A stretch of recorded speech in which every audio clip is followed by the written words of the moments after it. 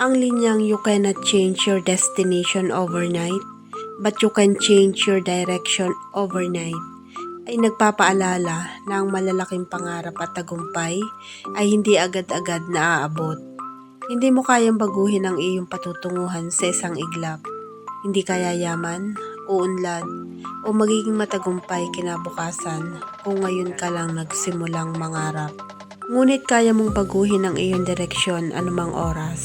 Maaaring hindi mo agad mabago ang resulta ng iyong buhay, pero maaari mong baguhin ang iyong mga desisyon, ugali at kilos ngayon din. Kung dati ay magastos ka, maaari kang magdesisyong mag-ipon simula ngayon. Kung dati ay tamad ka, maaari kang magsimulang maging disiplinado. Kung dati ay puro takot ang umiiral sa iyo, maaari kang pumili ng tapang at aksyon. Ang pagbabago ng direksyon ay nagsisimula sa maliit na hakbang.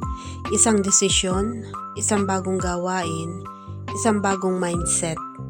At kapag tuloy-tuloy ang tamang direksyon, darating ka rin sa bagong destinasyon. Tandaan, ang destinasyon ay resulta. Ang direksyon ay desisyon. Kung nais mong mabago ang iyong bukas, simulan mong baguhin ang iyong direksyon ngayon.